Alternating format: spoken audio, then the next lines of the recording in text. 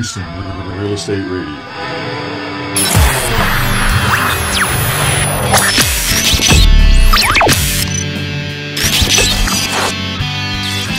Welcome back. You're listening to Houston Real Estate Radio this Sunday. I'm here in the RREA.com studio with my co-host James Brown, and we are coming back with a call-in from Robert Denk. He is the senior economist with the National Association of Home Builders. So tell us a little bit about, here in the new year, what you think is going to happen. Well, we think that the economy will be getting stronger. We think the labor market will be getting stronger. And we think that the housing markets will be getting stronger. That's good. That's good news. Yes. We think that actually the experience that we've had so far in 2012, late 2011, and so far in 2012 has been pretty good. We think that going forward into 2013, we're going to make even more progress. Let me give you some statistics here.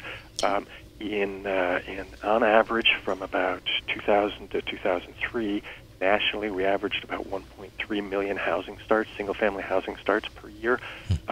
In the early 2009, when the national housing market sort of bottomed out, we had fallen to about 27% of that level of production. Here, toward the end of 2012, we've climbed our way back up to 41% of that normal production. Nationally, we think by the end of 2013, we'll get above half, probably around 55%. And by the end of 2014, we'll be up to maybe 70% of normal production nationally. Now, different states will sort of come back at different paces. We think that Texas will actually be getting back ahead of the national averages. So that's pretty good for the progress going forward. That's what we expect to see next year and the year after. Which regions do you see having the most growth, the fastest growth? You mentioned Texas. Are there others? There are. Actually, the common themes that for both the best-off markets during the boom and bust and our forecast going forward, the common themes are sort of energy states. I always say that when a barrel of oil is over $100, Texas and Oklahoma are doing pretty well. At the same time, when a barrel of oil is over $100, coal and natural gas start to look pretty good, so areas like Montana and West Virginia come into play. So a lot of the energy states, the center of the country, those have done very well and will continue to do much better. The other theme is agricultural commodities. Think corn and ethanol. That's another sector of the economy that has done well comparatively during the sort of recession that we've been through. And that tends to be those activities tend to be centered more in the middle of the country. Those are also areas where the level of building, sort of the overbuilding, the housing boom, and the house price bubbles, those are in the center of the country. Those areas, that's where those extremes were a lot less than we saw in some of the other areas. Mm-hmm. How did Texas avoid all the price bubbles? What do you think? Well, I think one of the things that we know, which distinguishes Texas from some of the hardest hit markets, is that there's a lot of developable land. One of the things, particularly in places like beachfront Florida and coastal California, where there's a limited supply of land, that was a big driver in terms of the house price bubbles. When prices go up, you tend to get more production, and these things follow each other. So the boom and bust, or the higher prices driving higher production, inflating the bubble, that's the sort of thing that led to the boom and the bust cycle. Texas avoided that by having plenty of developable land, and that kept the prices at a more stable level, and that kept production at a more stable level. And the underlying strength of the economy also was a very helpful factor. Yeah, most people love that they can move here, and the cost of living is so low. I talked to someone the other day from Chicago, and she said, I heard y'all have a low cost of living, but I just can't believe you can get this much house for $200,000. So. That's right. Now you mentioned California and Florida. How far along are they on the road to recovery? Well, let me just throw out a couple of more numbers for you. At the sort of bottoming out of the economy places like Las Vegas, Phoenix, Arizona, the coastal Florida markets, and California. Some of those markets, production absolutely ground to a halt. They were doing 10% of their normal level of production.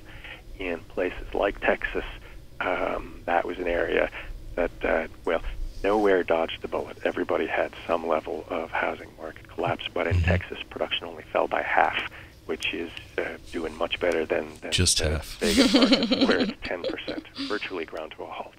And the other part is house prices. Again, house prices have been very stable in the Texas markets, and that has avoided a lot of the boom and bust cycles. So while the hardest hit markets bottomed out at 10% compared to the 50% in Texas, those markets are now struggling back to maybe 20-25% of production, whereas Texas is more like 60 or 70 already. Wow. James and I have Robert Denk joining us on the line from Washington, D.C. He does a lot of analysis and forecasting for the National Association of Home Builders. A lot of great information. Tell us what you're seeing as far as builder trends that are going on in the country right now. Well, we're seeing an improving trend in housing starts. We're seeing an improving trend in builder confidence. Our housing market index, which is a measure of builder sentiment among our members, has been moving up steadily. It bottomed out at, the index, it goes from 0 to 100, with 50 basically indicating that half of the builders think that conditions are improving, or the builders are equally divided between conditions are good and conditions are bad. This index that runs from 0 to 100 bottomed out at 8 at the absolute bottom of the housing trough. It's back up to about 41 this month. So confidence and in market conditions going forward has moved up quite a bit among builders, and I think that's also a good reflection of what we've seen in housing starts and house prices. And just so our viewers know, how many builders does the National Association of Home Builders represent? Our membership now is about 140,000 builders around the country. That's a lot. That's a lot. A lot of national builders, big companies, or do you have some small companies as well? We have some of both. One of the important parts of our federation, the National Association of Home Builders, is the fact that home building is largely a small business activity, and so 80% of our members build fewer than 25 homes a year. So It is a small business, more of a family business operation. But we also do have some of the bigger builders who are members. Okay. The future position of Texas, as far as the economy goes, where do you think we're headed? I think that Texas is going to be well positioned with continuing high energy prices. I think the economy is getting better going forward, both in total output, GDP, and labor market conditions. I think the unemployment rate will be moving down steadily through 2013 and 14. So I think overall conditions nationally will be getting better, and I think that Texas will be very much in the lead in terms of those conditions getting better, that improvement. Where we like to be, in the lead. Definitely good news for Texas. So for people who are thinking about buying in 2013, it's a good year to buy, huh? Interest rates are still pretty low? It certainly is. Interest rates are low. They will stay low. The Fed has indicated that they're very focused on keeping both short-term and long-term rates very low. That will affect mortgage rates, keeping them very low. House prices have finally shown signs of improving after a steep decline and a period of bouncing along the bottom. They've started to move up, and so conditions are very good with very reasonable prices, very low interest rates. I think that home buying in 2013 is certainly going to pick up. Do you guys have a website where a consumer could go and learn more? Sure. We have our website is www.nahb.org for the National Association of Home Builders, and there's a lot of information there. You can find a local builder in some parts. We have some forecast information up there. We also track some prices for the construction process, building materials. So there's just a wealth of information, and it says a lot about our education and advocacy programs. All right, sounds good. A lot of great information from Robert Denk. He is a senior economist with the National Association of Home Builders. If you've got a real estate question for James or myself, you can call us at 281-882-8088, and you can also tweet us your questions using hashtag #HRER. You're listening to Houston Real Estate Radio. I'm Shannon Register. I'm James Brown. We'll be right back.